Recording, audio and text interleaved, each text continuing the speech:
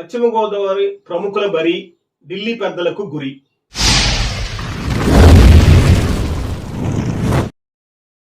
ప్రముఖుల క్షేత్రమైన నర్సాపురం పార్లమెంటరీ నియోజకవర్గం తొలి నుంచి సంచలన రాజకీయాలకు కేంద్రంగా కొనసాగుతుంది. ఒకప్పుడు క్షత్రియులు కోటగా ఉన్న ఈ నియోజకవర్గంలో ఆయా తర్వాత ఇతర వర్గాలు కూడా రాణించారు. తొలితరంలో కమ్యూనిస్టులు హవా నడిచిన ఆ తర్వాత కాంగ్రెస్ ఆధిపత్యం కొనసాగింది. టీడీపీ ఆవిర్భవించాక పార్టీ వరుసగా 4 సార్లు ఈ స్థానాన్ని చేజిక్కించుకుంది. 1957లో నర్సాపురం పార్లమెంటరీ నియోజకవర్గం ఏర్పడింది. తొలి ఎంపీగా ఉమ్మడి కమ్యూనిస్టు పార్టీ తరపున ఉద్దరాజు రామం గెలుపొందారు.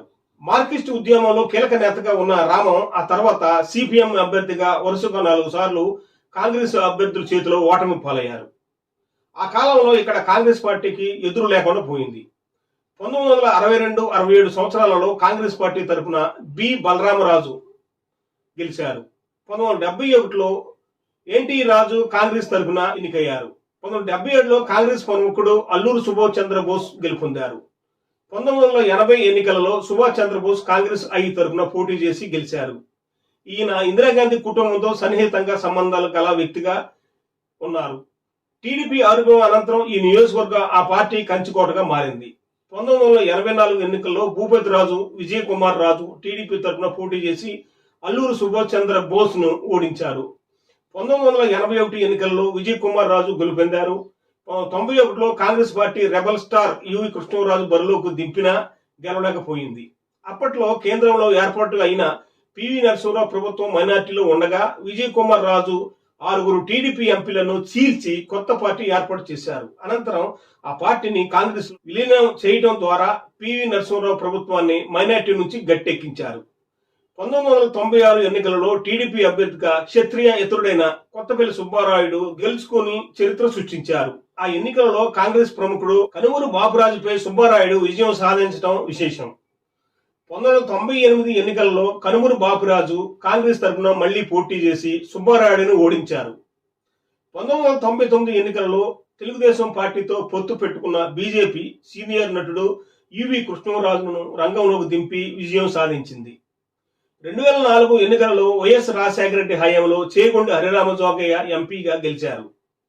2019 ఎన్నికల్లో కాంగ్రెస్ తరఫున కనుమూరు బాపురాజు గెలిచారు. రాజశేఖర రెడ్డి మరణానంతరం ఇక్కడ రాజకీయ సమీకరణలు పూర్తిగా మారిపోయాయి. వైఎస్ఆర్ కాంగ్రెస్ పార్టీ నియోజకవర్గంలో ముందంజలో పయనిస్తుంది. ఇప్పుడు ఆ పార్టీతోనే కొనసాగుతున్నారు. వైసీపీకి ప్రత్యర్థిగా తెలుగుదేశం పార్టీ ఎదురీతుతుంది.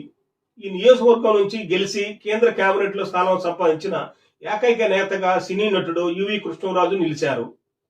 ఎన్డీఏ ప్రభుత్వంలో మంత్రిగా పనిచేశారు. 2009లో నియోజకవర్గాల పునర్విభజన చేయటంతో నర్సాపురం నియోజకవర్గం స్వరూపం మారిపోయింది. అప్పటి వరకు ఈ నియోజకవర్గంలో భాగంగా ఉన్న అత్తిలి, పెనుగొండ సెగ్మెంట్లు రద్దయ్యాయి. ఏలూరు పార్లమెంటు నియోజకవర్గంలో భాగంగా ఉండే తణుకు, తాడేపల్లిగూడెం అసెంబ్లీ సెగ్మెంట్లు నర్సాపురంలో కలిశాయి. తదుపరి బీజేపీ తరఫున గోకరాజు గంగరాజు గెలుపొందారు. ఆ తర్వాత వైసీపీ తరఫున రఘురామకృష్ణరాజు గెలుపొందారు. జిల్లాలో పునర్విభజనలో భాగంగా నర్సాపురం పార్లమెంటు పశ్చిమ గోదావరి జిల్లాలో ఉంది.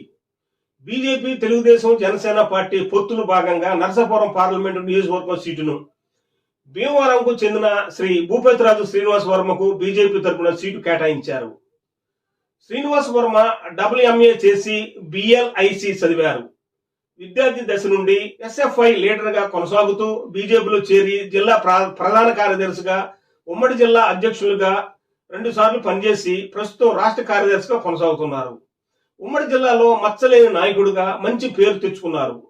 జిల్లాలో పార్టీని బలోపేతం చేయడమే కాక బీజేపీ జాతీయ, రాష్ట్ర కార్యవర్గ సమావేశాలు సమర్థవంతంగా నిర్వహిస్తూ పార్టీ కార్యకర్తలకు అండగా నేనున్నానంటూ జిల్లాలో తిరుగులేని నాయకుడిగా ఇప్పుడు నర్సాపురం పార్లమెంటు నియోజకవర్గం నుంచి బీజేపీ తరఫున రంగంలో దిగారు. ఈయన గెలుపు తథ్యం అని అక్కడ ప్రజలు చెబుతున్నారు. మరి బీజేపీ శ్రేణులు భూపతిరాజు శ్రీనివాస వర్మకి టికెట్ ఇవ్వడంతో ఆనందోత్సవాల్లో మునిగి తేలుతున్నారు. నర్సాపురం పార్లమెంటు టికెట్ బీజేపీ తరఫున అత్యధిక మెజార్టీతో గెలుపొందుతారని అక్కడ ప్రజలు ఆడుతున్నారు.